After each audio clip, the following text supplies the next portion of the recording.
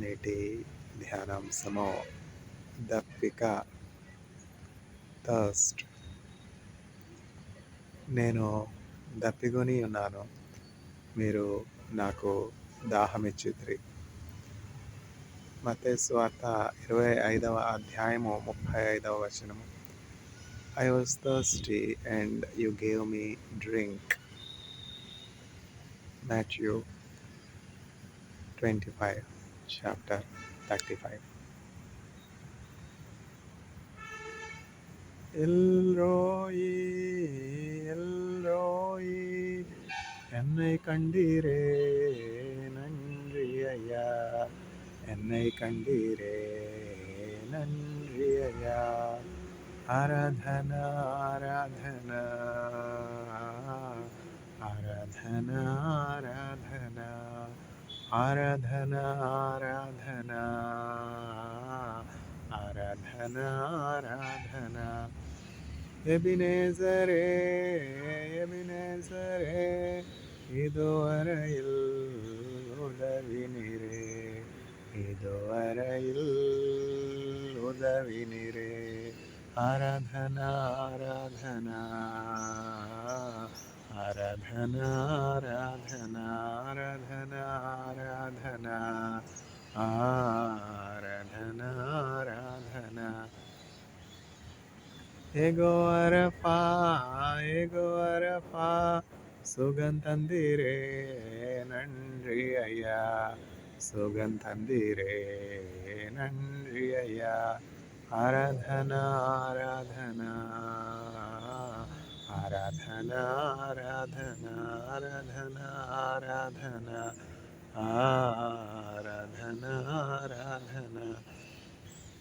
எகோவனிசி எகோவனிசி ஜெயம் தந்தீரே நன்றி ஐயா, ஜெயம் தந்தீரே நன்றி ஐயா.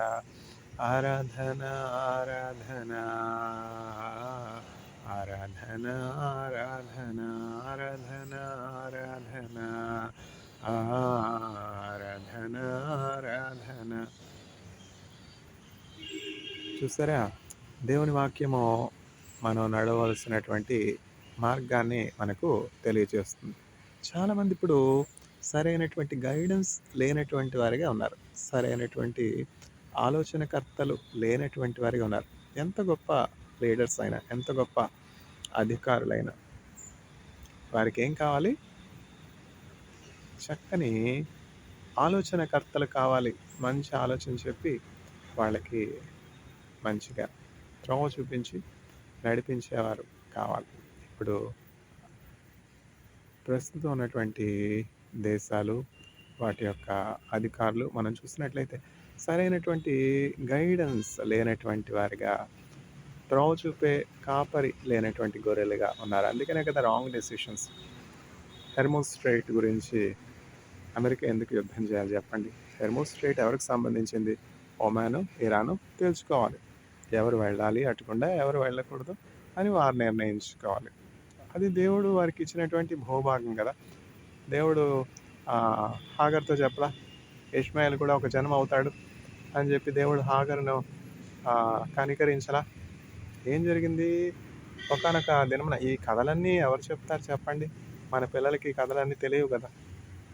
పూర్వం అంటే ఏంటంటే ఇన్ని మోడ్స్ ఆఫ్ కమ్యూనికేషన్ లేవు. ఇప్పుడు అంతా కూడా వాట్సప్, టెలిఫోను, టెలిగ్రాము, తర్వాత అనేక రకాలైనటువంటి Instagram, Facebook, mass media, 24 hour channels ఇవన్నీ వచ్చేసాయి. ఇప్పుడు రేడియో ఎవరు వింటా ఉన్నారు చెప్పండి? ఇప్పుడు టీవీ ఎవరు చూస్తూ ఉన్నారు చెప్పండి? 150 ఛానల్స్. అంతా కూడా మొబైల్ ఫోను. అరచేతిలో స్వర్గం అంటాం కదా, అట్లా ఉంది పరిస్థితి. There is no substitute to knowledge from old కదా. ఇప్పుడు 10 పుస్తకాలు చదివితే వచ్చే జ్ఞానం మనం పెద్దవాళ్ళతో ఒక గంట కూర్చుంటే వస్తుందన్నమాట. ఎందుకంటే వాళ్ళ జీవిత సారం 80 సంవత్సరాలు వారు జీవించారు. 80 సంవత్సరాలు.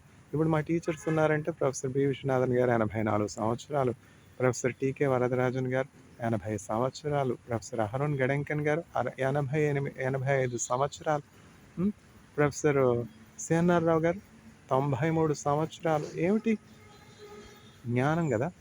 93 సంవత్సరాలు ఈ లోకంలో ఎన్ని కష్టాలుంటాయి. ఎంత చెట్టుకి అంతే గాలి. అంటే వాళ్ళు పెద్ద సైంటిస్ట్‌లు, గ్రేట్ టీచర్స్ వాళ్ళకి కష్టాలుండవు అని మనం అనుకుంటాం. అది వాస్తవం కాదు. ఎంత చెట్టుకి అంతే గాలి. చిన్న చెట్టు కొంచెం గాలే వస్తుంది కదా! పెద్ద చెట్టు ఎక్కువ గాలొస్తుంది. ఎంత చెట్టుకి అంతే గాలి. ఎవరికుండే కష్టాలు వాళ్ళకుంటాయి గదా! 93 సంవత్సరాలు ఈ లోకంలో జీవించారు అంటే ఎన్ని అవరోధాలు, ఎన్ని ఆటంకాలు, ఎన్ని సమస్యలు, ఎన్ని ఇబ్బందులు, ఎన్ని ప్రశ్నలు ఎదుర్కొనుంటారు. ప్రొఫెసర్ సిఎన్ఆర్ రావు గారు ఒక్క దినంలో గొప్పవారైపోతారా? అది చిన్నప్పటి నుంచి ఉంటుంది. ఏమిటంటే సడెన్‌గా 90థ్ ఇయర్ విజ్డమ్ వచ్చేది గదా! చిన్నప్పటి నుంచి ప్రొఫెసర్ సిఎన్ఆర్ రావు గారు స్టడీస్‌లో బ్రిలియన్స్ ఉన్నటువంటి వారు. మెరిట్ ఉన్నటువంటి వారు. అందుకని ఏం జరిగిందంటే కొన్ని క్లాసులు ఆయన చదవనవసరం లేకుండా ప్రమోట్ చేసేసారు. ప్రమోట్ చేసేస్తే ఏం జరిగింది? అందరూ 15 సంవత్సరాలు 10థ్ తరగతి కంప్లీట్ చేస్తే ఆయన 12 సంవత్సరాలకే 10థ్ తరగతి కంప్లీట్ చేశారు. అక్కడ 3 సంవత్సరాలు యాడ్ అవ్వలా? అట్లా అందరికంటే ముందుగా పీహెచ్‌డీ చేసి రీసెర్చ్‌లో అడ్వాన్స్ అయ్యి ఆ! 150 హెచ్ ఇండెక్స్ అంటే ఏమిటి? సైంటిస్ట్ భాషలో చెప్పాలంటే 150 హెచ్ ఇండెక్స్ అంటే ఎంతో ఉన్నత శిఖరాలు ఎక్కారు గదా! 1800 పేపర్స్ అంటే ఏమిటి చెప్పండి? నిక్కీ నిలిగి ఆ! 2002లో స్టార్ట్ చేశాను రీసెర్చ్. ఇప్పటికి 2026 ఎన్ని సంవత్సరాలయింది? 24 సంవత్సరాలు. 2002కి 2026కి 24 సంవత్సరాలు అయిపోలా? ఈ 24 సంవత్సరాల్లో ఎన్ని పేపర్స్ పబ్లిష్ చేశాను నేను? 90 అంతేగా. అయితే సీఎన్ఆర్‌రావు గారు ఎన్ని చేశారు చెప్పండి? ఎన్ని పబ్లిష్ చేశారు? అంటే ఆయన చాలా డికేడ్స్ నుంచి రీసెర్చ్‌లో ఉన్నారులెండి అది వేరే విషయం. అంటే నేను 30వ సంవత్సరంలో పీహెచ్‌డీ కంప్లీట్ చేస్తే, సీఎన్ఆర్ రావు గారు 20కే కంప్లీట్ చేశారు. అక్కడొచ్చింది అడ్వాంటేజ్ చూసారా ఏజ్. మనం ఎక్కడున్నాం? థర్స్ట్, దప్పిక చూసారా? జ్ఞానం, విజ్డమ్ ఈ కథలన్నీ ఇప్పుడు 10 పుస్తకాలు చదివేది సీఎన్ఆర్ రావు గారి దగ్గరికెళ్ళి టీ ప్రదీప్ గారు 10 నిమిషాలు కూర్చుంటే 10 పుస్తకాలు చదివిన జ్ఞానం ఆయనకి రావట్లే. ఎప్పటికీ టీ ప్రదీప్ గారికి సీఎన్ఆర్ రావు గారంటే ఎంత గౌరవం. నేను గ్రేట్ సైంటిస్ట్‌ని కాదా? ఇంటర్నేషనల్ రినౌండ్ ప్రొఫెసర్‌ని కాదా? అనుకోలా. పక్కన సీఎన్ఆర్ రావు గారుంటే నిలబడి ఫోటో దిగుతున్నారు. పక్కన కూర్చోరాదా? చూసారా? ఒక ఉపాధ్యాయునికి, ఒక టీచర్‌కి మనం ఈ లోకంలో ఇంత గౌరవం ఇస్తే, దేవునికి మనం ఇచ్చే గౌరవం ఎట్లా ఉండాలి? అది సమస్యొచ్చింది ఎక్కడంటే, మనం మనుషుల్ని ఘనపరుస్తా ఉన్నాం, రాజులను ఘనపరుస్తా ఉన్నాం, అధికారులను ఘనపరుస్తా ఉన్నాం. అన్నింటికి ఆధారమైనటువంటి యేసుక్రీస్తు ప్రభుని విడిచిపెట్టేసాం. చూసారా? అక్కడొచ్చింది సమస్య. జీవాధారం ఎక్కడుందో మర్చిపోయాం. కథలు. ఈ కథలని ఎవరు చెప్తారు చెప్పండి? 3 సార్లు బైబిల్ గ్రంథం ప్రారంభం నుండి చివరి వరకు ఏమన్నా తక్కువ పుస్తకాలా? 66 పుస్తకాలు. ఒక్కొక్క వర్డ్ చదివాను. అది చదివితే ఆహ్, పరిశుద్ధాత్మ లేని పఠనము కాదది. పరిశుద్ధాత్మ లేకుండా, పరిశుద్ధాత్మ సహాయం లేకుండా 3 సార్లు కాదు 30 సార్లు చదివినా గూడా వంట పట్టదు కదా వాక్యం. అక్కడుంది.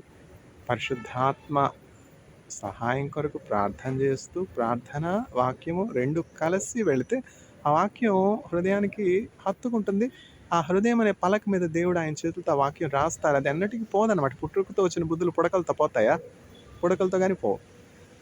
అట్లా మనం ప్రార్థనాపూర్వకంగా మోకరించి నా మోకాళ్ళు నల్లగా అయిపోతాయి. హ్మ్. ఏంటంటే ప్రార్థించి గంటల తరబడి ప్రార్థనలు చర్చిలో గాని, ఎక్కడ గాని మోకాళ్ళు ఎత్తి ప్రార్థన చేయనుగా. ఏమిటంటే అది తల్లిదండ్రుల నుంచి వచ్చినటువంటి వంశపారంపర్యమైనటువంటి విశ్వాసం. అగస్టిన్ అని ఒక వ్యక్తి ఉన్నారు. ఆయన ఒక భక్తిహీనునిగా, ఎథిస్ట్‌గా అంటే దేవుని మీద విశ్వాసం లేనటువంటి వానిగా, లోకాశల చేత ఏడువబడి, లోక వ్యసనాల చేత పట్టబడి, దేవుడు అంటే ఏమి తెలియనటువంటి వానిగా ఉన్నటువంటి స్థితిలో అగస్టిన్ యొక్క తల్లిగారు, అగస్టిన్‌కి మారుమనస్సు కలగాలి, అగస్టిన్‌కి యేసుక్రీస్తు ప్రభునందు విశ్వాసం కలగాలి అని ప్రార్థన చేస్తూ ఉన్నటువంటి సమయంలో, ఒకానొక సమయంలో ఆశ్చర్యకరమైనటువంటి రీతిలో దేవుడు అగస్టిన్ అనే సహోదరుడిని దర్శించినప్పుడు ఒక గొప్ప మార్పు అతనిలో కలిగింది. చర్చికి వెళ్ళడం, ప్రార్థన చేసుకోవడం, గొప్ప దైవజనునిగా, ప్రీచర్‌గా మారడం జరిగింది. ఆయన ఏం చెప్తాడంటే, నా తల్లి యొక్క కన్నీటి ప్రవాహము నా గమనాన్ని మార్చివేసింది. ఎక్కడో పాతాళంలోనికి, నరకానికి వెళ్ళిపోవాల్సినటువంటి నన్ను నా తల్లి యొక్క కన్నీటి ప్రవాహము దేవుని సన్నిధికి కొట్టుకుని వచ్చేలాగా చేసింది. చూసారా ఎంతమంది తల్లులు అట్లా ప్రార్థన చేస్తా ఉన్నారు. ఎడ్వర్డ్ మెకండీ బౌండ్స్ రాస్తారనమాట. ఆ దైవజనుడు, గొప్ప దైవజనుడు అనేక పుస్తకాలు రాశారు. 13 పుస్తకాలు రాశారు. ఆ 13 పుస్తకాలు word by word, word by word చదివాను గదా! ఇవన్నీ ఎవరు చెప్తారు చెప్పండి? మళ్ళా అవన్నీ చదివే టైం ఎవరికుంది? ఇప్పుడు కాలం పిల్లలకి పుస్తకాలు చదివే టైం గూడా ఉందా? యూట్యూబ్‌లు జూస్తారు, పరీక్షలు రాస్తారు. అట్లా ఉంది పరిస్థితి. వీడియోలు జూస్తారు, పరీక్షలు అంటే తప్పు వాళ్ళది కాదులెండి. ఇప్పుడు పరిస్థితులు అట్లా ఉన్నాయి. బలం ఎక్కడుంది చెప్పండి? పూర్వం అంటే ఏంటంటే భూమిలో ఉన్నటువంటి ఆ సారం, ఆ సత్తువ, ఆహార పదార్థాల్లో ఉండే ధాన్యంలో ఇప్పుడు సత్తువ ఉందా? వంకాయలో సత్తువ ఉందా? బెండకాయలో సత్తువ ఉందా? లేదుగా. అంతా కూడా హైబ్రిడు. నెల రోజులకే పండిపోవాలి పంట. అప్పుడేం చేయాలి? ఎరువు వేయాలి. ఆ ఎరువు కూడా నేచురల్ ఫెర్టిలైజర్స్ కాకుండా కెమికల్ ఫెర్టిలైజర్స్ వాడతాం. అందులో రుచి ఉండదు, పచ్చి ఉండదు. బెండకాయ తిన్నా ఒకేలాగా ఉంటది, వంకాయ తిన్నా ఒకేలా ఉంటది, మామిడికాయ తిన్నా ఒకేలా ఉంటది. ఏమిటిది? చూసారా? పూర్వం వంకాయ, గుత్తి వంకాయ కూరంటే చక్కగా గుత్తి వంకాయలో కారం వేసి, తర్వాత పురకాసుతో ఆ గుత్తి వంకాయ అట్లానే ఉండేలాగా పురకాసుతో కట్టి, ఆ! ఆ కారం గూడా ప్రత్యేకంగా తయారు జేస్తారు. ఆ కారం, ఈ కారం గాదు. చక్కగా మిరపకాయలు, కొత్తిమీర అట్లా కారం తయారు చేసి వంకాయ చిన్న చిన్న వంకాయలు ఏమిటది అటొకటి, ఇటొకటి 2 సార్లు కట్ చేస్తారు. పూర్తిగా కట్ అవ్వదు. ఏంటంటే కొంచెం తెరుచుకుంటది. అందులో ఆ కిరీటంలా ఉంటది గదా! కొమ్ము. ఆ కొమ్ము అట్లానే ఉంటది. గ్రీన్ కలర్ కొమ్ము గుత్తి వంకాయ మీద. అది కట్ చేయరు. కింద నుంచి ఆహ్, క్రాస్ లాగా 2 కట్ చేసేటప్పటికి లోపల కారం పెట్టుకోవడానికి చూడు దొరుకుతదనమాట. ఈ గుత్తి వంకాయ కూర తినేదెవరు ఇప్పుడు చెప్పండి? ఏ మెస్‌లో పెడుతున్నారు గుత్తొంకాయ కూర? ఏ క్యాంటీన్‌లో పెడుతున్నారు గుత్తొంకాయ కూర? ఏ హోటల్‌లో పెడుతున్నారు గుత్తొంకాయ కూర? తల్లి సాటి ఎవరవుతారు చెప్పండి? యేసుక్రీస్తు ప్రభు సాటి ఎవరవుతారు చెప్పండి? యేసుక్రీస్తు ప్రభు మాటలు తేనె ధారలు. యేసుక్రీస్తు ప్రభు మాటలు జుంటె తేనె ధారలు. మా టీచర్ గారు ఒకాయన ఉన్నారు. ప్రకాష్ వైద్యనాథన్ గారని. ఏమంటారంటే, "ఒక్క తేనె బిందువు చాలు గదా! ఎందుకు గాడిద పాలు? ఒక్కుండడు గాడిద పాలెందుకు? ఒక్క తేనె బిందువు చాలుగా." అంటే పిల్లలకి సాధారణంగా ఇప్పుడు అనారోగ్యం కలుగుతా ఉంటది. అనారోగ్యం కలుగుతా ఉంటే వామిటింగ్స్ నాకు చిన్నతనంలో ఎంతో అనారోగ్యం కలుగుతుండేది. వామిటింగ్స్, ఫీవర్ 103 ఫీవర్, 104 ఫీవర్, 100 ఈ కథ ఏంటంటే యేసుక్రీస్తు ప్రభుని సొంత రక్షకునిగా తెలుసుకొనక ముందు చిన్నతనం గదా! తర్వాత మా తల్లిగారి విశ్వాసాన్ని జూసి, ఆవిడ ప్రార్థనా జీవితాన్ని జూసి, ఆవిడ చదివే వాక్యాన్ని విని, ఆవిడతో మోకరించి ప్రార్థన జేసి, ఆ తల్లిదండ్రుల విశ్వాసాన్ని బట్టి నేను యేసుక్రీస్తు ప్రభువే దేవుడు, యేసుక్రీస్తు ప్రభు గ్రేట్ ఫిజిషియన్, యేసుక్రీస్తు ప్రభు నా కొరకు, నా స్థానంలో ఆయన ప్రాణాన్ని అర్పించినటువంటి దేవుడు, నా పాపముల కొరకు, నా అపరాధముల కొరకు, నా దోషముల కొరకు గాయపరచబడ్డాడు, నలుగొట్టబడ్డాడు, తృణీకరింపబడ్డాడు, వ్యసనాక్రాంతుడిగా మార్చబడ్డాడు, సొగసైన స్వరూపమైన లేనివానిగా మార్చబడ్డాడు. ఇవన్నీ నమ్మి, విశ్వసించి బాప్తిజం తీసుకున్నాను. బాప్తిజం అంటే ఏంటి? వస్త్రాలేసుకోము. బయటికెళ్తే బట్టలేసుకోము. ఈ మ్యాచింగ్ బావుంటదా? ఆ మ్యాచింగ్ బావుంటదా? ఈ షర్ట్‌కి ఈ ప్యాంట్ బావుంటది. కాంట్రాస్ట్ బావుండాలి. బెల్ట్ పెట్టుకోవాలి. బెల్ట్ పెట్టుకుంటే టై పెట్టుకోవాలి. షూ వేసుకోవాలి. ఏమిటి? వస్త్రధారణ. వస్త్రధారణ ఎట్లాగో ఆత్మ కూడా చక్కగా నేకిడ్‌గా ఉండకూడదు గదా! దిగంబరంగా ఉండకూడదు కదా! చక్కగా ధవళవర్ణ వస్త్రాలు శుభ్రాంశుకము చక్కగా కడుగబడినటువంటి వస్త్రాలు. ఎవరు వీరు? ఈ గొప్ప సైన్య సమూహము, ఇంత గొప్ప క్యూలు కట్టినటువంటి మనుషులెవరు? ఇంత గొప్ప జనాంగం ఆయా భాషల నుంచి, ఆయా దేశాల నుంచి ఇంత గొప్ప జనాంగం వస్తూ ఉన్నారు. ఎవరు వీరంతా? ఈ ధవళవర్ణ వస్త్రాలేమిటి? అని ఆహ్, అడుగుతా ఉంటారు. అడుగుతా ఉంటే అప్పుడు చెప్తారనమాట. ఆ 24 పెద్దలు ఏమంటారంటే, వీరు గొర్రెపిల్ల రక్తములో తమ వస్త్రములు తెలుపు చేసుకునినటువంటి వారు. చూసారా?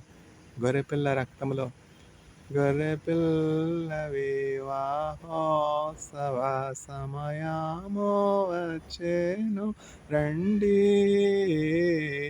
చూసారా? ఆ గొర్రెపిల్ల వివాహము విందు కొరకు మనమందరం కూడా సిద్ధపడుతూ ఉన్నాము. నీ విందు అయ్యో! आप कहाँ से पढ़ा रहे हैं? क्या पढ़ा रहे हैं? हमें कुछ समझ में ही नहीं आ रहा है सर. మా పిల్లలు చెప్పే కామెంట్ అనమాట.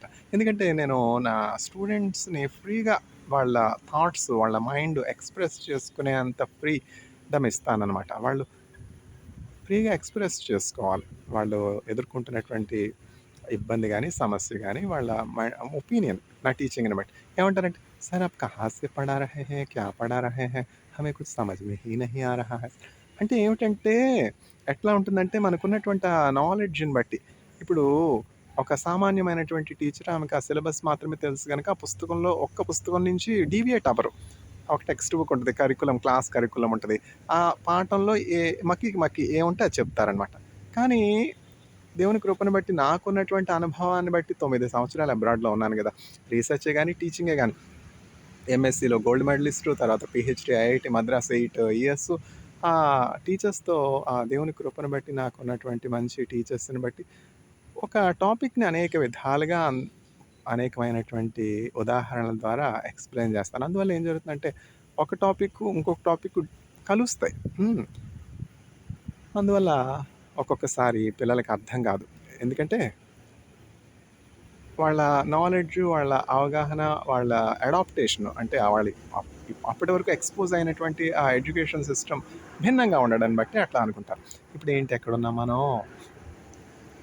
నా ప్రత్యేకత దేవుని కృపను బట్టి ఏంటంటే, ఇండియా నుంచి కొరియా వెళ్తా, కొరియా నుంచి చైనా వెళ్తా, చైనా నుంచి ఇజ్రాయెల్ వెళ్తా. కానీ చివరికి ఎక్కడ ప్రారంభించానో అక్కడికొచ్చేస్తా. అంశం ఏంటి? థర్స్ట్, దప్పిక. చూసారా? ఎవరు చెప్తా ఉన్నారు? ఈ దప్పికకు, తర్వాత హాగర్‌కు, తర్వాత ఎల్‌రోయికి సంబంధం ఉందా లేదా? ఆ కనెక్షన్ చూసారా? అది అండర్‌స్టాండ్ చేసుకోలేకపోతున్నారు పిల్లలు. హాగర్ ఏంటో, దప్పిక ఏంటో, థర్స్ట్ ఏంటో. ఎక్కడ హాగరు? ఎక్కడ యేసుక్రీస్తు ప్రభు? ఎక్కడ థర్స్ట్? అప్పుడు యేసుక్రీస్తు ప్రభు ఎక్కడున్నారు? ఇవన్నీ అనమాట. అర్థం కాకపోవడానికి కారణం ఏంటంటే 66 పుస్తకాలున్నాయి. 66 పుస్తకాల్లో ఉన్నటువంటి ఆ సామ్యం, ఆ సారం నాకే తెలుసు. ఎందుకంటే 66 చదివాను గదా! ఒక పుస్తకమే చదివితే మిగతావేమీ తెలియవు గదా! కేవలం మత్తయి సువార్త. హ్మ్. 28 అధ్యాయాలు. ఆ సువార్తలోని అంశాలు మాత్రమే, ఆ క్రమంలో మాత్రమే చెప్తాను. కానీ ఆ 4 సువార్తలు చదివితే, 4 సువార్తలు చదివితే, ఆ 4 సువార్తల్లో ఉన్నటువంటి వ్యత్యాసం ఏమిటి? యోహాను సువార్త మిగతా 4 సువార్తల కంటే ఎందుకు ప్రత్యేకంగా ఉన్నది? అంటే యోహాను యేసుక్రీస్తు ప్రభుతో ఎంతో అనుబంధం కలిగి ఉన్నాడు. ఎంతో సన్నిహిత సంబంధం కలిగి ఉన్నాడు. అందుకని యోహాను రాసినటువంటి సువార్త మిగతా 3 సువార్తల కంటే భిన్నమైంది. మిగతా 3 సువార్తలు సినాప్టిక్ గాస్పెల్స్ అంటారు. సినాప్టిక్ గాస్పెల్స్ అంటే సామ్యము కలిగినటువంటి, సమరూపము కలిగినటువంటి, హ్మ్. మ్యాచింగ్ ఉన్నటువంటి గాస్పెల్స్. ఆ మిగతా 3 గాస్పెల్స్ గూడా యేసుక్రీస్తు ప్రభువారు చేసినటువంటి ఆ సువార్త పరిచర్య గాని, అద్భుతాలు గాని ఒకే క్రమంలో ఇంచుమించు ఒకే రీతిగా వర్ణిస్తారు, అభివర్ణిస్తారు, డిస్క్రైబ్ చేస్తారు. కానీ యోహాను దగ్గరికొచ్చేటప్పటికి మనకి నేకెడ్ ట్రూత్, నగ్న సత్యం మనకి తెలిసిపోతుందనమాట. యేసుక్రీస్తు ప్రభు ఎవరు అని మొదలుపెడతాడు యోహాను. అసల ప్రారంభమే వింత. ఏమంటారంటే యోహాను, ఆదియందు వాక్యముండెను, వాక్యము దేవుని యొద్ద ఉండెను, వాక్యము దేవుడే ఉండెను. చూసారా? ఒక్క వాక్యంలో మొత్తం యేసుక్రీస్తు ప్రభు అంటే ఎవరు? ప్రారంభంలో ఏమున్నది? ఎవరున్నారు? ఆదికాండానికి వెళ్ళిపోయారు యోహాను. చూసారా? ఆదికాండం మనం బైబిల్ గ్రంథంలో ఫస్ట్ బుక్‌లో మనం చూసినట్లయితే, in the beginning there is word and the word in the beginning. ఆదియందు వాక్యముండెను. ప్రారంభమందు ఆదియందు భూమి శూన్యముగాను, నిరాకారముగాను ఉండెను అంటాం గదా! ఆ శూన్యము నుంచి, నిరాకార స్థితి నుంచి మొదలుపెడతా ఉన్నాడు యోహాను. ఆ శూన్యమందు, నిరాకార స్థితి యందు ఏమున్నది? దేవుని వాక్యమున్నది. దేవుడు ఆయన వాక్యం ద్వారా సమస్తము సృజించారు. ఆ వాక్యమే యేసుక్రీస్తు ప్రభు. ఆదియందు వాక్యముండెను, వాక్యము దేవుని యొద్ద ఉండెను, వాక్యము దేవుడై ఉండెను. ఆ వాక్యము కృపా సత్య సంపూర్ణునిగా మన మధ్య నివాసము చేసెను.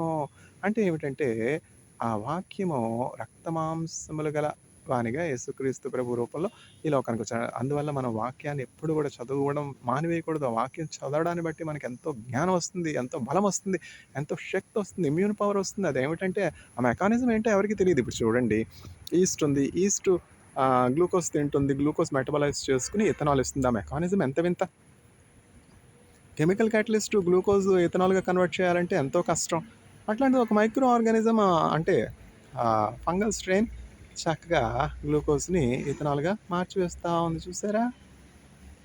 దేవుని కార్యాలు అంత గొప్పగా ఉంటాయి. ఇప్పటికి మనం చెప్పలేం యేసుక్రీస్తు ప్రభు ఆ నీటిని ద్రాక్షారసం ఎట్లా మార్చారు? సైంటిఫిక్‌గా వర్ణించాలంటే ఎంతో కష్టం. Instantaneous, spontaneous. ఫెర్మెంటేషన్ అంటేనే స్లో ప్రాసెస్ కదా! ఫెర్మెంటేషన్ ఈస్ట్ గ్లూకోజ్‌ని మెటబలైజ్ చేసుకోవాలి. ఆ గ్లూకోజ్ జీర్ణం అవ్వాలి. ఆ జీర్ణమైనటువంటి ఆ గ్లూకోజ్ ఇథనాల్‌గా కన్వర్ట్ అవ్వాలి. ఆ ఆల్కహాల్ మనం ఆ! వైన్ గాని, బీర్ గాని ఇవన్నీ కూడా తీసుకుంటాం. అయితే యేసుక్రీస్తు ప్రభు ఆ కానా అనే విందులో ఇన్‌స్టంటేనియస్‌గా ఈస్ట్ ఎట్లా తయారు చేశారో కదా! ఎంత వింత! ఆశ్చర్యకరుడు, ఆయన ఆశ్చర్యకరుడు, ఆలోచనకర్త, నిత్యుడగు తండ్రి, సమాధానమునకు అధిపతి, బలవంతుడగు దేవుడు. ఇవన్నీ కూడా యేసుక్రీస్తు ప్రభు గురించి చెప్పబడినటువంటి మాటలు. అట్లాంటి గొప్ప దేవుడు ఏమంటూ ఉన్నాడు? "నేను దప్పిగొని ఉంటిని, మీరు నాకు దాహానికిచ్చుచున్నారు." అదేంటి ప్రభా! నువ్వు దప్పిగా ఉండడం ఏంటి? మేము నీకు దాహానికి ఇవ్వడం ఏంటి? అసలు నిన్ను మేము చూసిందెక్కడ ప్రభా! అని యేసుక్రీస్తు ప్రభు కుడి పార్శ్వందు కుడివైపు ఉన్నటువంటి ఆ గొప్ప జనాంగం అడుగుతా ఉన్నారు. రాజుగా ప్రత్యక్షమవుతాడు. న్యాయాధిపతిగా ప్రత్యక్షమవుతాడు యేసుక్రీస్తు ప్రభు. ముందు గొర్రెల కాపరిగా వచ్చి ప్రాణం అర్పించి పరలోక ద్వారాన్ని మానవులందరి ఎదుట తెరిచినటువంటి యేసుక్రీస్తు ప్రభు, ఆయన్ను సొంత రక్షకునిగా అంగీకరించినటువంటి వారందరూ కూడా పరలోకంలో చేరతారు. చేరిన తర్వాత వాళ్ళతో ఇట్లా చెప్తారనమాట యేసుక్రీస్తు ప్రభు, "నేను ఆకలిగొని ఉంటిని, మీరు నాకు ఆహారం పెట్టి ఉన్నారు. దప్పిగొని ఉంటిని, దాహమునకిచ్చి ఉన్నారు. పరదేశినై ఉంటిని, నన్ను చేర్చుకొని ఉన్నారు. నా తండ్రి చేత ఆశీర్వదించబడినటువంటి వారలారా, సృష్టి ప్రారంభం నుండి మీ కొరకు సిద్ధపరిచినటువంటి స్వాస్థ్యమును స్వతంత్రించుకొనుడి." చూసారా? తల్లిదండ్రులు పిల్లలకి ఏమిస్తారు? ఆస్తి ఇస్తారు. ఇప్పుడు టాటా గారున్నారు. వాళ్ళ పిల్లలకి ఎంత చక్కని ఆస్తి సమకూర్చారు. అట్లనే ఇప్పుడు అంబానీ గారున్నారు. అనిల్ అంబానీ గారు. వాళ్ళ పిల్లలకి ఆస్తి సమకూర్చట్లా? చూసారా? అట్లనే దేవుడు అక్షయమైనటువంటి స్వాస్థ్యము, నిరంతరము నిలిచే స్వాస్థ్యము, పరలోక ప్రవేశం. ఇప్పుడు నేను ఇజ్రాయెల్ వెళ్ళాను. 6 సంవత్సరాలు ఉన్నాను. ఆ ఇజ్రాయెల్ చూస్తే బైబిల్ గ్రంథం కళ్ళ ముందున్నట్టే ఉంది. నన్ను ఇజ్రాయెల్ తీసుకొని వెళ్ళినటువంటి దేవుడు పరలోకం తీసుకొని వెళ్ళలేడా? ఇజ్రాయెలే అంత బావుంటే, అంత రమ్యమైన దేశంగా ఉంటే, అంత మనోహరమైన దేశంగా ఉంటే, పాలు తేనెలు ప్రవహించే దేశంగా ఉంటే, పరలోకం ఎంత బావుంటుంది. చూసారా? The existence of heaven is as real as the existence of Israel అని ఈఎం బౌండ్స్ గారు రాస్తారు. Heaven is a city, heaven is a place అని చెప్పి ఒక పుస్తకమే రాస్తారు ఎడ్వర్డ్ మెకండీ బౌండ్స్ గారు. ఈఎం బౌండ్స్ గారు ఎవరు అంటారు. అదో వింత. ఎవరు భారతీయులు కాదు. మనకేం తెలుసు ఇవన్నీ? అమెరికన్స్ అడుగుతారు. అమెరికా దేశంలో మెథడిస్ట్ చర్చ్‌లో అనేక సంవత్సరాలు పాస్టర్‌గా ఉండి, అనేక పుస్తకాలు రాసినటువంటి అమెరికన్ క్రిస్టియన్ గురించి అమెరికన్స్ అడుగుతారు. ఈఎం బౌండ్స్ ఎవరు అని. చూసారా? అమెరికా పరిస్థితి అట్లా ఉంది. ఇప్పుడు చదువుకున్నవాడు కాకరకాయని కీకరకాయ అన్నాడంట. చదువుకోనివాడు కాకరకాయని కాకరకాయే అన్నాడు. ఇప్పుడు యేసుక్రీస్తు ప్రభు ఎవరు అని అడిగే క్రైస్తవులు బయలుదేరారు అమెరికా దేశంలో. ఏం చేస్తాం? పూర్వం అంటే మిషనరీస్‌ని పంపించినటువంటి దేశం. అందుకే అమెరికా దేశం అంతగా వర్ధిల్లింది. ఇప్పుడు మిషనరీస్‌ని కాకుండా మేము 5,000 ట్రూప్స్‌ని పంపుతాం, 10,000 ట్రూప్స్‌ని పంపుతాం. ఎక్కడికి? హెర్మోస్ స్ట్రెయిట్‌కి. ఎక్కడికి? బాగ్దాద్‌కి. ఎందుకు? నాశనానికి ముందు. గర్వము నడుచును. ఎందుకు? ఎందుకు? దేవుడు అమెరికా దేశాన్ని ఎట్లా వర్ధిల్లజేశాడు, ఎట్లా హెచ్చించాడు? స్వార్థ ప్రకటించడాన్ని బట్టి కాదా? మిషనరీస్‌ని పంపించడాన్ని బట్టి కాదా? మేలు చేయడాన్ని బట్టి కాదా? ఆ ట్రెడిషన్‌ని విడిచిపెట్టి హెర్మోస్ స్ట్రెయిట్‌కి మిలిటరీని పంపుతా, బూట్స్‌ని పంపుతా, ఆర్మీని పంపుతా, బలాత్కారం చేస్తా అంటే అది దేవుడికి ఇష్టమైనదా? నీ ఇల్లేంటి? నీ ఇల్లు నువ్వు చక్కబెట్టుకుంటే సరిపోదా? నీ ఇల్లంతా ఎంతో దుస్థితిలో ఉంది. నీ ఇల్లు చక్కబెట్టుకోవడమే నీకు చేత కాలేదు. నీ ఇల్లే కూలిపోయే స్థితిలో ఉంది. ప్రపంచం అంతటికి హెర్మోస్ స్ట్రెయిట్ ధారాదత్తం చేస్తానంటే ఎట్లా? ఆ హెర్మోస్ స్ట్రెయిట్ ఎవరు మేనేజ్ చేయాలో అది ఒమాను, ఇరాను నిర్ణయించుకోవాలి. దాన్ని డిసైడ్ చేయడానికి ఇంటర్నేషనల్ కోర్ట్ ఆఫ్ జస్టిస్ ఉన్నాయి. యునైటెడ్ నేషన్స్ ఉన్నాయి. అమెరికాకి ఏం సంబంధం చెప్పండి? వాస్తవం మాట్లాడితే కష్టంగానే ఉంటుంది కదా! ఇప్పుడు వైట్ హౌస్‌లో డెసిషన్స్ నేను తీసుకుంటా అంటే తీసుకొనిస్తారా? ఎందుకొచ్చింది? దేవునికి విధేయులుగా ఉండాలి. ఇప్పుడు నేను చెప్పొచ్చేది ఏంటంటే, నేను దప్పిగొని ఉంటిని, మీరు దాహమునకిచ్చి ఉన్నారు. ఈ అమెరికా దేశం దాహం ఇచ్చే దేశంగా ఉండేటిది, ఆకలిగా ఉన్న వారికి ఆహారం పెట్టేటి దేశంగా ఉండేది. అందువల్ల రైటియస్ నేషన్ అయింది. రైటియస్ అమాంగ్ నేషన్స్ అయింది. ఆ ట్రెడిషన్ మర్చిపోతే ఎట్లా? హాగరు తన బిడ్డ దప్పితో ఉన్నప్పుడు, చిన్న బిడ్డడు అరణ్యంలో ఉన్నప్పుడు, నీళ్లు లేని పరిస్థితిలో, అయ్యో చనిపోతున్నాడే, మరణ దశకొచ్చాడు, ఆ బిడ్డకు కొన్ని గుక్కెడు నీళ్లు కూడా ఇవ్వలేని పరిస్థితిలో ఉన్నానని ఏడుస్తూ ఉంటుంది అరణ్యంలో. అరణ్య రోదన ఎవరు వింటారు? హాగర్ వంటి తల్లులు ఎంతమంది ఉన్నారు? వాళ్ళకి సహాయం చేసేది ఎవరు? దేవుని చేత మేలు పొందుకున్న నువ్వు నేనే చేయాలి కదా! చర్చు పరలోకానికి మాదిరిగా యేసుక్రీస్తు ప్రభు చెప్పారు. ఉంచారు ఇక్కడ. చర్చ్ అంటే యేసుక్రీస్తు ప్రభు శరీరమే కదా! చర్చ్‌గా మనకెంత బాధ్యత ఉన్నది. హాగర్ వంటి తల్లుల్ని కనికరించొద్దు. యేసుక్రీస్తు ప్రభు హాగర్‌కి ప్రత్యక్షమై, హాగరు నీకేమి వచ్చినది? ఆ చిన్న బిడ్డని చంకలో తీసుకో. అదో నీ కళ్ళు తెరువు, అక్కడ నీళ్లు లేవా? ఆ నీళ్లు ప్రవహించట్లేదా? అప్పటి వరకు హాగర్‌కు అక్కడ నీళ్లు ఉన్నాయని తెలీలా? అంటే ఏంటి? క్రియేటర్ కదా ఆయన. ఆయన క్రియేటర్ కదా! నీళ్లు లేని చోట నీళ్లు కలుగజేసే దేవుడు. ఎడారిని నీటి ఊటలుగా మార్చే దేవుడు. మారానుభవం మధురముగా మార్చగలవు నీవు మూడువారిన. ఎంత ఉద్యమం, ఎంత ఉద్యమం ఆ పాటలు. నేను చర్చికి వెళ్ళకుండా ఇవన్నీ నేర్చుకోగలను. చర్చికి వెళ్ళకుండా ఇంట్లో కూర్చుంటే ఎట్టా? చిన్నప్పటి నుంచి పిల్లల్ని వీబీఎస్కి పంపాలి, వెకేషన్ బైబిల్ స్కూల్కి పంపాలి. మేమే 5 వరకు వీబీఎస్ జరుగుతుంది. హౌస్ ఆఫ్ ప్రేయర్ చర్చ్లో సండే స్కూల్ టీచర్స్ ఉన్నారు. ఆ పిల్లలకి ఆ విశ్వాస క్రమాన్ని నేర్పించాలి. క్రైస్తవత్వం ఒక మతం కాదు, క్రైస్తవత్వం ఒక జీవన విధానం. మనం ఉన్నా లేకపోయినా మన పిల్లలు క్షేమంగా, సంతోషంగా, సురక్షితంగా ఉండాలి అంటే ఆత్మస్వరూపమైనటువంటి దేవుణ్ణి వాళ్ళు రక్షకునిగా ఎరగాలి. ప్రతి చోట ఇప్పుడు దినాలు ఎంత చెడ్డగా ఉన్నాయి. ప్రతివాడు తన పొరుగుని కొంప ముంచేవానిగా ఉన్నాడు. అయ్యో పరదేశులుగా ఉన్నారే, భిక్షకులుగా ఉన్నారే, వస్త్రహీనులుగా ఉన్నారే, ఇంటికి తీసుకుని వెళ్ళి వస్త్రాలు ఇద్దాం, ఆహారం పెడదాం అంటే ఇంట్లో ఉన్నటువంటి వస్తువులు ఎత్తుకుని పోయేవారిగా ఉన్నారు. అందరూ అట్లా ఉన్నారంటే లేరు. కానీ దినాలు అట్లా ఉన్నాయి. దినములు చెడ్డవు కనుక మెలకువ కలిగి ప్రార్థన చేయడి. సర్పము వలె వివేకము కలిగి ఉండేది, పావురం వలె నిష్కపటలుగా ఉండేది. భిక్షకుడు, అపరిచితుడు, ఎవరేంటో తెలియదు, కొత్తవాడు ఇంట్లోకి తీసుకెళ్ళి మంచం మీద కూర్చోబెట్టాలా, ఆహారం పెట్టి నేను బట్టలు ఉతుక్కుని వస్తానని వెళ్ళేటప్పటికి ఇంట్లోనూ వెండి బంగారం ఏవైతే ఉన్నాయో అన్ని మూట కట్టుకుని వెళ్ళిపోయినాడు. ఎందుకు? చేతులు కాలేక ఆకులు పట్టుకోవడం. ఆకలితో ఉన్నాడు. ఏమన్నా అనాథ శరణాలయం ఉందా, ఏమన్నా హోమ్స్ ఉన్నాయా, ఏమన్నా పబ్లిక్ ఇన్స్టిట్యూషన్స్ ఉన్నాయా తెలుసా? ఫోన్ చేసి వాళ్ళని పిలిపించి ఎక్కడ ఉండేవాళ్ళు అక్కడ ఉండడం మేలు కదా. నీ దగ్గర 100 రూపాయలు ఉన్నాయా, 50 రూపాయలు ఇచ్చి భోంచేయను ఆయన అని చెప్పి అంతే. ఎందుకు ఇంట్లో పెట్టుకోవడం? అయ్యో బంగారం పోయిందే, వెండి పోయిందే, ల్యాప్టాప్ పోయిందే, ఫోన్ పోయిందే అని ఏడవని అనుభవాలన్నీ ఉన్నాయి కదా. దేవుని వాక్యం చెప్పలేదా? యేసుక్రీస్తు ప్రభు, నేను పరదేశినై ఉన్నాను, మీరు నన్ను చేర్చుకుని ఉన్నారు. సాతాను వెలుగుదూత వేషంలో వస్తాడని యేసు ప్రభు చెప్పలేదా? మీ శత్రువైనటువంటి అపవాది గర్జన సింహం వలె ఎవరిని మృంగుదన అని వెదగుచూ తిరుగుచున్నాడు, మెలకు కలిగి ప్రార్థన చేయడు, శోధనలో పడకండి అని యేసుక్రీస్తు ప్రభు చెప్పలేదా? అదే మరి సగం సగం జ్ఞానం, మిడిమిడి జ్ఞానంతో యేసుక్రీస్తు ప్రభు చెప్పారు కదా, నేను పరదేశినై ఉంటిని, మీరు నన్ను చేర్చుకుని ఉన్నారని, అందుకని ఇంట్లో చేర్చుకున్నాను. అన్నీ పోయినాయి. ఎందుకు చేతులు కాకలు పట్టుకోవడం? అదే మిడిమిడి జ్ఞానం అంటే. ఇప్పుడు పాస్టర్లు కూడా అట్లనే ఉన్నారు, సగం చెప్పి సగం చెప్పరు.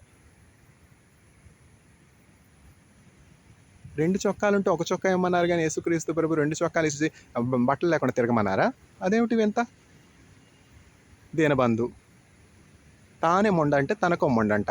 నీకే మీ అమ్మగారు మీ నాన్నగారు పెట్టాలి, ఎవరికి నువ్వు బంధువి? సిగ్గులేదు? కోపం రాదా ఇట్లా అంటే? గద్దించాలి. గద్దించే సమయంలో గద్దించాలి. పెద్దవాళ్ళు అయితే గద్దించవా? పెద్దవాళ్ళకి బుద్ధి అవసరం లేదా? ట్రంప్ జ్ఞానం అవసరం లేదా? దేశాధికారుల కొరకు ప్రార్థన చేయాలి, వారికి బుద్ధి చెప్పాలి, గద్దించాలి. దేవుని వాక్యాన్ని అర్థమయ్యేలాగా చెప్పాలి. దప్పికొని ఉంటిని, మీరు నాకు దాహమునకి ఇచ్చి ఉన్నారు అని యేసుక్రీస్తు ప్రభు చెప్తున్నారు. ఆయన కుడి ప్రక్కన ఉన్నటువంటి వారందరూ యేసుక్రీస్తు ప్రభుని అడుగుతున్నారు, నాయన నిన్ను మేము ఎప్పుడు చూస్తాం అయ్యా, నీకు మేము ఎప్పుడు నీళ్ళు ఇచ్చాం ప్రభు అంటే, ఈ చిన్నవానిలో ఒకనికి నా నామంలో మీరు చేస్తున్నారు గనక మీరు నాకు చేస్తున్నారని నేను చెప్పుచున్నాను. చూసారా మన చుట్టూ ఎంతమంది చిన్న బిడ్డలు ఆకలితో ఉన్నారు, వస్త్రహీనులుగా ఉన్నారు.